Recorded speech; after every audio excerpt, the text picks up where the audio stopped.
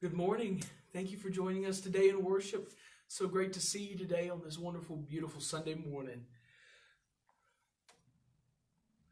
I want us to go ahead and center into worship today and remember that Jesus, through our stories, is here with us.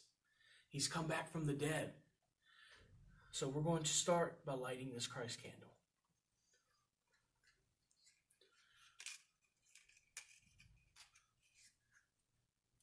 We light the Christ candle because it shows that Jesus is with us when we come together to worship.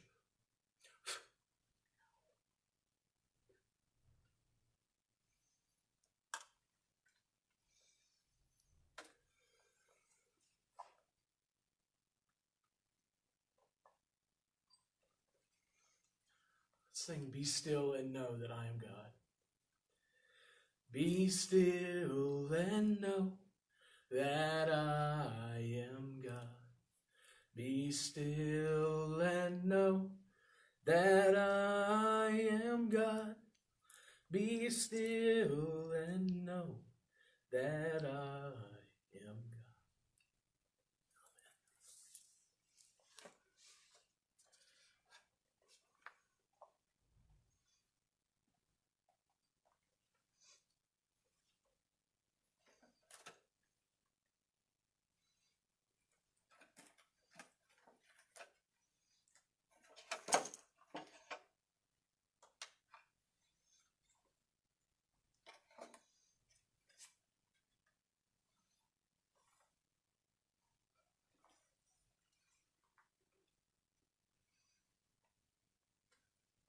This is the season of Easter, when we celebrate the mystery that Jesus died and that God made him alive again.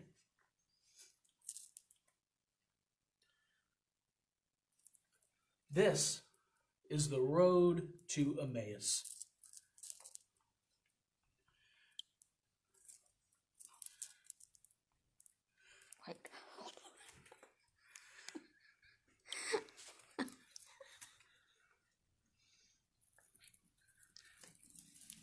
People pass by this road to go to Jerusalem, to go from Jerusalem to Emmaus.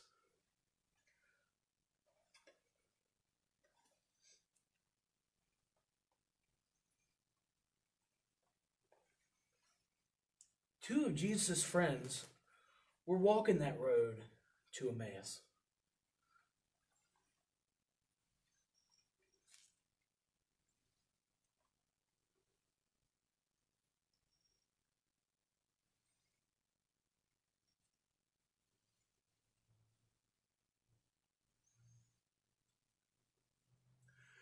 They were very sad. They were very sad because Jesus had died. They had hoped he would be king. Why did Jesus have to die? They said. Why did Jesus die? Then someone came and walked with them.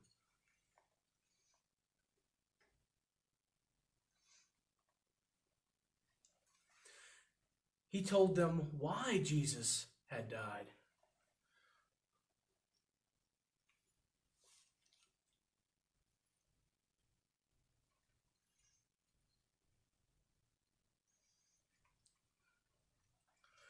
"Stay with us," they said. "Come and eat at our house." So Jesus did.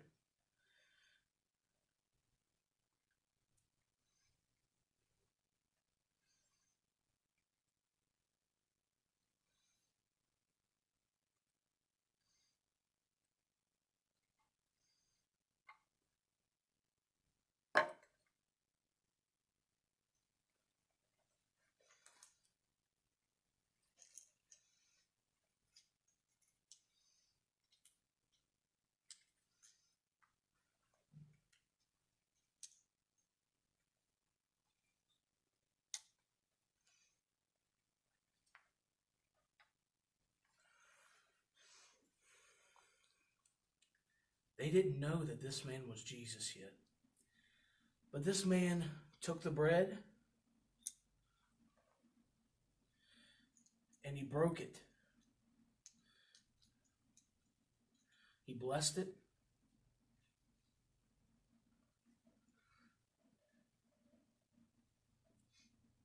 And he gave it to them.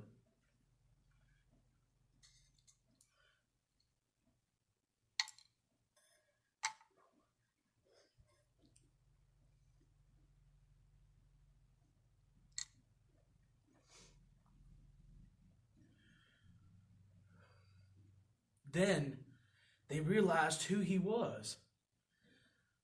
He was Jesus. Jesus was alive. Jesus had rose from the dead. When they realized this, Jesus left.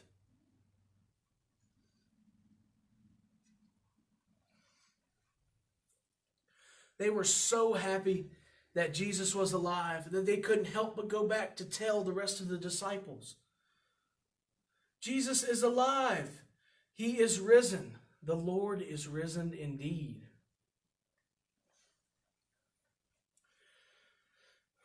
I wonder how Jesus' friends felt when Jesus died. I wonder how they knew Jesus was alive. Or how did they know the person was Jesus? I wonder what it felt like to recognize Jesus in the breaking of the bread. I wonder if you've ever been close to bread like this.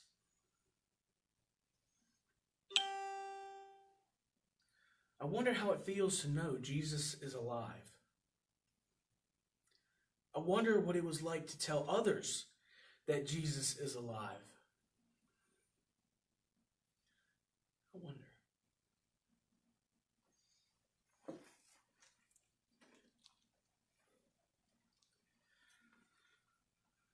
This story can be found in our Bible. Today we're going to the Gospel of Luke, chapter 24, verses 1 through 35. Now this is a lot, so stay with me. On the first day of the week, very early in the morning, the women took the spices they prepared and went to the tomb. They found the stone rolled away from the tomb. But when they entered, they did not find the body of the Lord Jesus.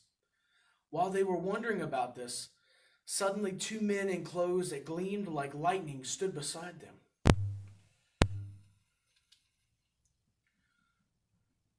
In their fright, the women bowed down with their faces to the ground. But the men said to them, "Why do you look for the living among the dead? He is not here. He has risen. Remember how he told you while he was still with you in Galilee? The Son of Man must be delivered into the hands of sinful men, be crucified, and on the third day be raised again." Then they remembered his words. When they came back from the tomb, they told all these things to the 11 and to all the others. It was Mary Magdalene, Joanna, Mary, the mother of James, and the others with them who told this to the apostles.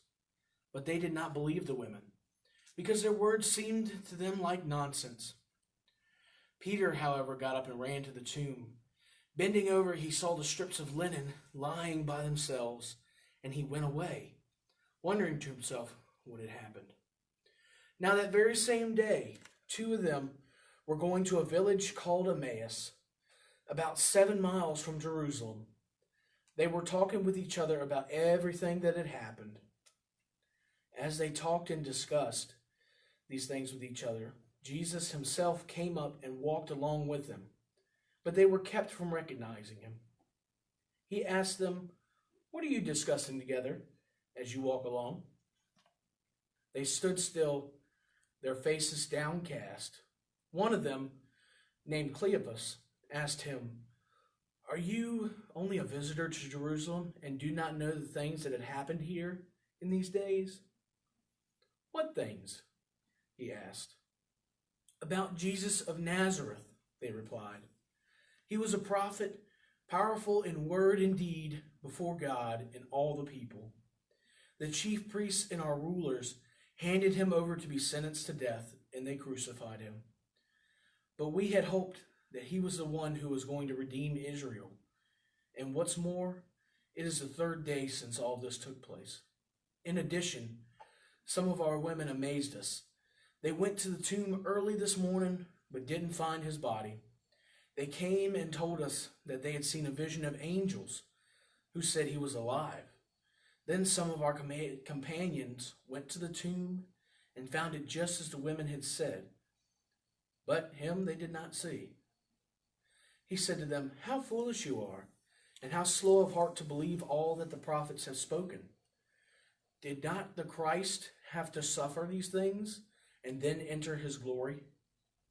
And beginning with Moses and all the prophets, he explained to them what was said in all the scriptures concerning himself. As they approached the village to which they were going, Jesus acted as if he were going farther, but they urged him strongly, "Stay with us, for it is nearly evening. The day is almost over." So he went in to stay with them. When he was at the table with them, he took bread, gave thanks, broke it, and began to give it to him. Then their eyes were opened, and they recognized him, and he disappeared from their sight. They asked each other, "Were not our hearts burning within us while he talked with us on the road and opened the scriptures to us?" They got up and returned at once to Jerusalem, where they found the 11 and those with them, assembled together and saying, "It is true, the Lord has risen and has appeared to Simon." Then the two told what had happened on the way and how Jesus was recognized by them when he broke the bread. We'll put this bookmark right here so we can always find the story in our gospel.